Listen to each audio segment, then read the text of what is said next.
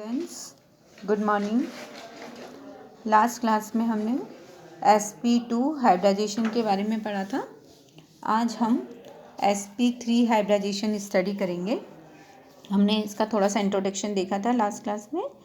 sp3 hybridisation 4 types का होता है। इसमें हम सबसे पहले स्टार्ट करते हैं ab4 टाइप। ab4 टाइप में A सेंट्रल एटम होता है जो कि 4 सिग्मा बॉन्ड वाले एटम से जुड़ा होता है और sp3 हाइब्रिडाइजेशन का फॉर्मेशन करता है।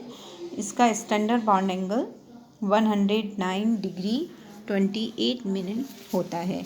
इसको समझने के लिए हम CH4 का एग्जाम्पल लेते हैं। इसके एग्जाम्पल हैं जैसे CH4, NH4 plus ion, SiCl4 etcetera. हम इसमें CH4 मॉलिक्यूल का एग्जाम्पल लेते हैं। कार्बन यहाँ पर सेंट्रल एटम है। इसका electronic configuration 1s2 2s2 2p2 होता है। CH4 में चारों सिग्मा बॉन्ड होते हैं और इसमें इसके फॉर्मेशन के लिए 4 अनपेयर्ड इलेक्ट्रॉनों की आवश्यकता होती है। इनमें से इसके पास 2 अनपेयर्ड इलेक्ट्रॉन होते हैं और 2s के पेयर्ड इलेक्ट्रॉन में से एक इलेक्ट्रॉन एक्साइटेड होकर हायर स्टेट में चला जाता है और इसके पास 4 अनपेयर्ड इलेक्ट्रॉन हो जाते हैं। ये चारों इनमें से एक s और 3 p ऑर्बिटल मिलकर sp3 हाइब्रिड ऑर्बिटल्स का फॉर्मेशन करते हैं, जैसा कि हम डायग्राम में देख रहे हैं। इसकी ग्राउंड स्टेट में एक पेयर्ड इलेक्ट्रॉन है और एक्साइटेड स्टेट में 2 अनपेयर्ड इलेक्ट्रॉन हैं। पेयर्ड इलेक्ट्रॉन में से एक एक्साइटेड होकर हायर स्टेट में चला जाता है और इसके पास 4 अनपेयर्ड इलेक्ट्रॉन हो जाते हैं और ये sp3 हाइब्रिड ऑर्बिटल्स का फॉर्मेशन करता है। फिर ये जो इसमें sp3 हाइब्रिड ऑर्बिटल्स बनते हैं, ये हाइड्रोजन के s ऑर्बिटल के साथ, हाइड्रोजन का इलेक्ट्रॉनिक कॉन्फ़िगरेशन 1s1 होता है। इसके s ऑर्बिटल में एक अनपेयर्ड इलेक्ट्रॉन होता है।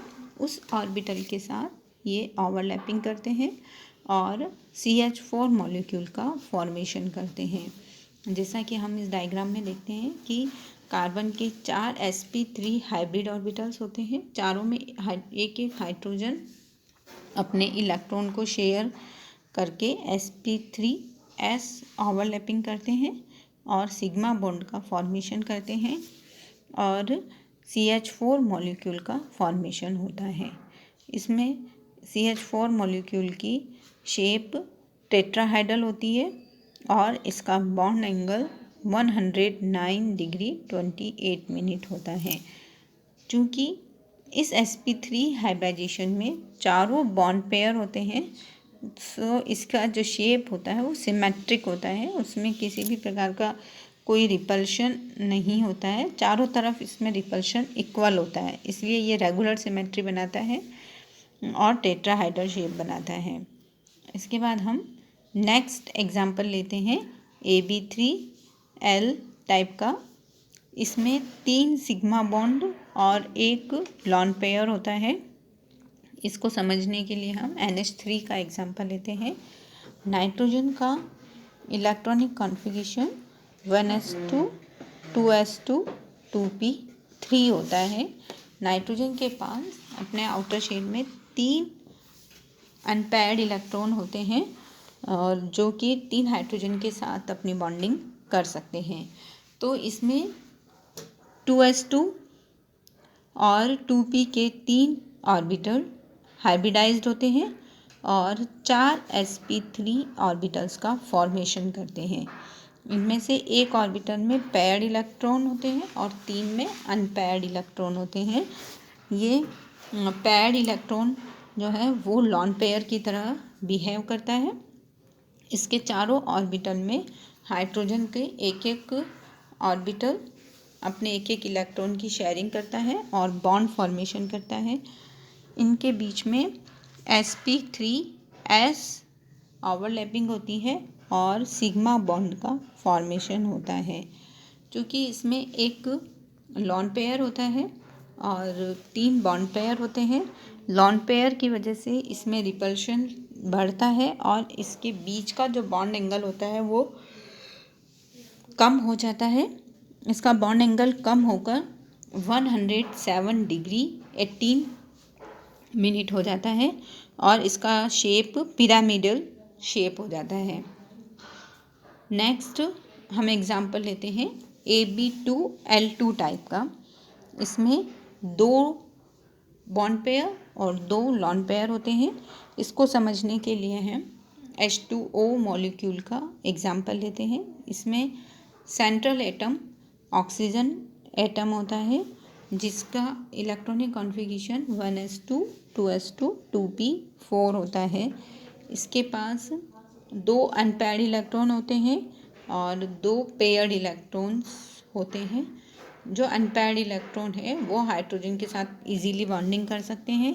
इसके जो 2s 2 2p 2p2 2p4 वाले ऑर्बिटल्स हाइब्रिडाइज्ड होते हैं और 4 sp3 हाइब्रिड ऑर्बिटल्स का फॉर्मेशन करते हैं। इनमें चारों sp3 हाइब्रिड ऑर्बिटल्स में से 2 जो कि अनपेयर्ड इलेक्ट्रॉन वाले sp3 हाइब्रिड ऑर्बिटल्स हैं वो 2 हाइड्रोजन के एक एक इलेक्ट्रॉन के साथ शेयरिंग करके sp3s बॉन्डिंग करते हैं और इसमें सिग्मा बॉन्ड का फॉर्मेशन होता है। और इसकी जो शेप होती है, क्योंकि इसमें 2 लोन पेयर होते हैं तो इसमें और ज़्यादा रिपल्शन होता है और इसकी शेप डिस्टोरेटेड होकर वी शेप या एंगुलर शेप में बदल जाती है और इसका बंद कोण और कम हो जाता है और 104 डिग्री 30 मिनट हो जाता है। इस प्रकार से इसमें sp3 हाइब्रिडाइजेशन होता है। नेक्स्ट हमारा इसका टाइप है ABL3 टाइप का। इसमें 1 बॉन्ड पेयर और 3 लॉन पेयर होते हैं। इसको समझने के लिए हम ICl मॉलिक्यूल का एग्जांपल लेते हैं। इसमें I का इलेक्ट्रॉनिक कॉन्फ़िगरेशन 5s2 5p 5 होता है। इसके आउटर शेल में एक अनपेयर्ड इलेक्ट्रॉन होता है।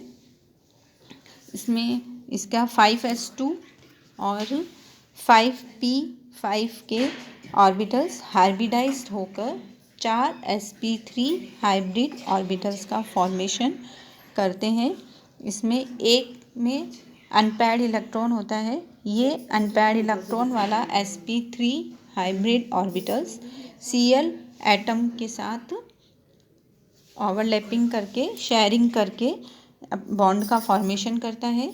Cl और I के sp3 हाइब्रिड ऑर्बिटल्स के बीच में sp3p टाइप की ओवरलैपिंग होती है और सिग्मा बॉन्ड का फॉर्मेशन होता है।